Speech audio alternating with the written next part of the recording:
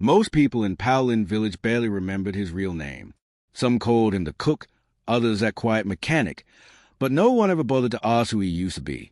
He lived above his workshop, one room, no family, no visitors, no past worth bragging about. At least, that's what everyone assumed. His days were simple. He fixed broken farm drones, patched heating units, repaired old purification pumps, and never charged more than people could afford. When he wasn't working, he kept to himself.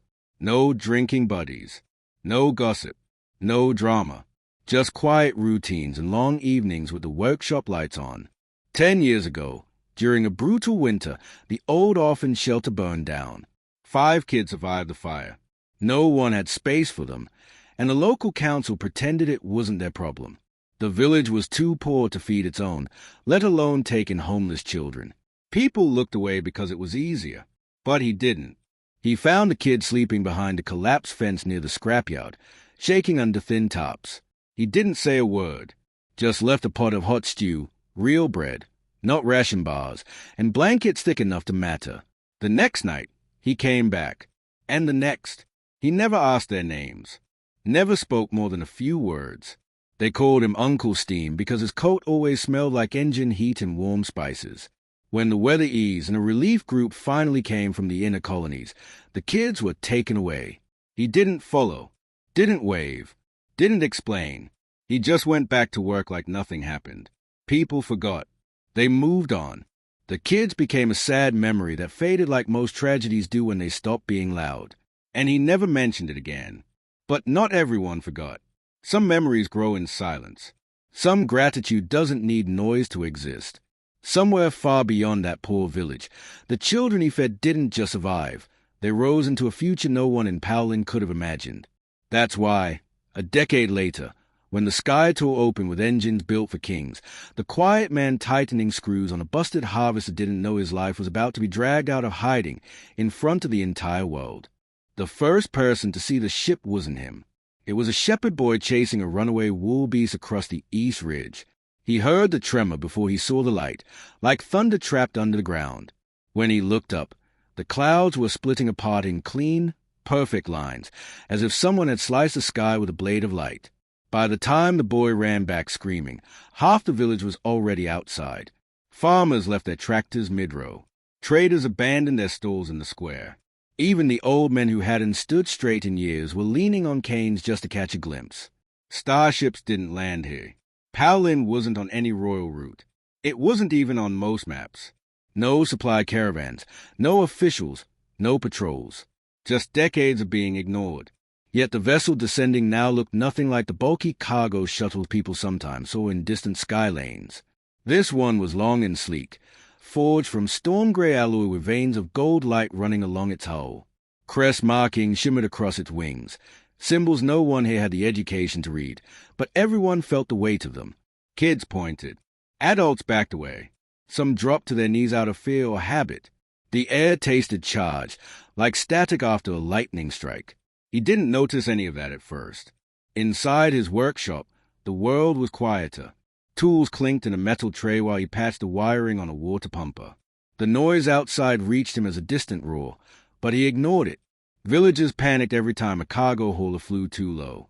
It wasn't until the ground shook hard enough to rattle the bolts on his wall that he finally stepped outside, wiping grease from his hands. That's when he saw it. The royal ship hovered above the valley edge, engine silent now but alive with light. Trees bowed under the force of its landing thrusters. Dust rose in spirals around its massive landing struts as they touched soil that had never known anything this advanced.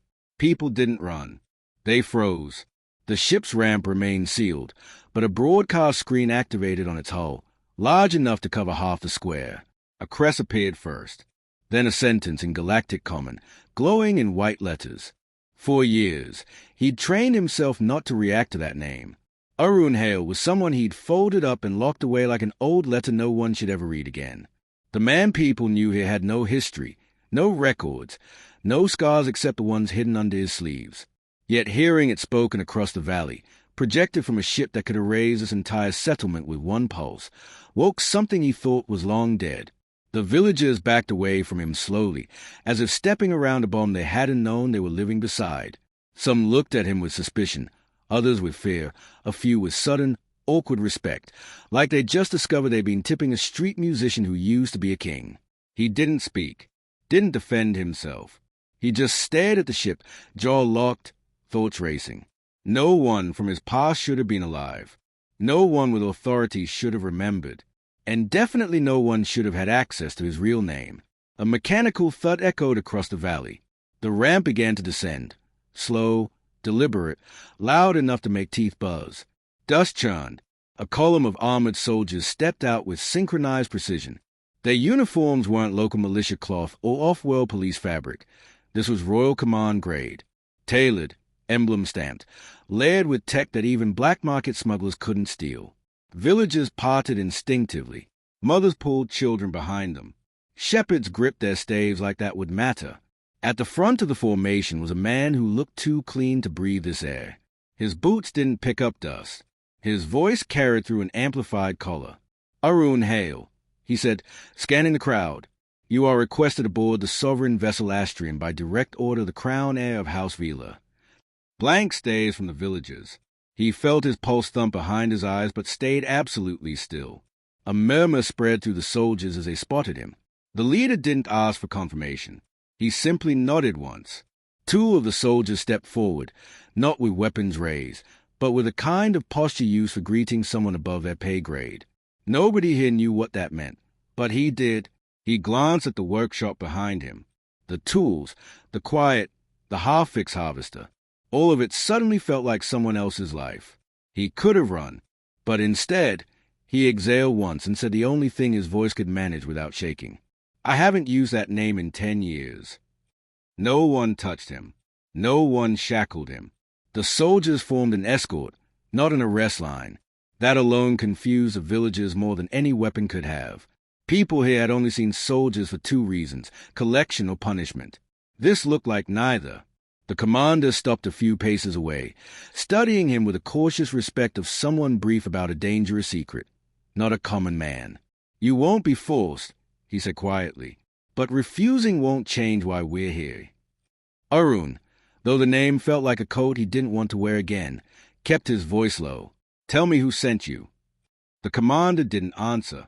Instead, he activated a small wrist holo. A symbol flickered above his palm, an official royal crest, surrounded by a seal of protective authority. Beneath it, a message played in recorded voice, soft but formal. "If he lives, bring him home. Do not leave without him." There was no name attached, just the crest of House Vila. Someone in the crowd finally shouted what everyone else was thinking.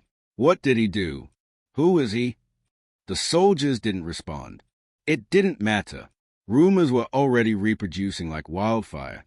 A mechanic with a royal summons, a ghost with a hidden title, a criminal king, a deserter prince.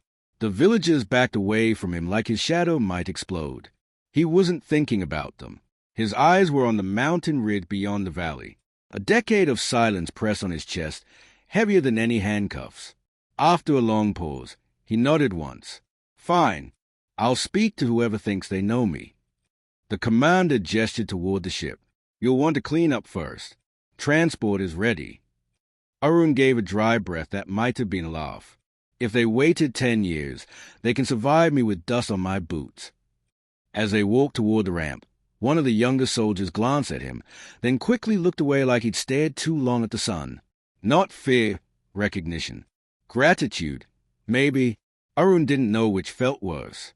Before stepping onto the platform, he turned back to the people who'd lived beside him all these years, unaware of the history sleeping in their town. None of them spoke, but every face asked the same silent question: who exactly did we ignore for 10 years? He didn't answer it, because the truth was, he wasn't sure anymore either. The interior of the ship didn't match anything he remembered from his past life. Royal vessels were supposed to be carved in glass and gold, polished like temples. But this one felt lived in, functional, built for movement, not show.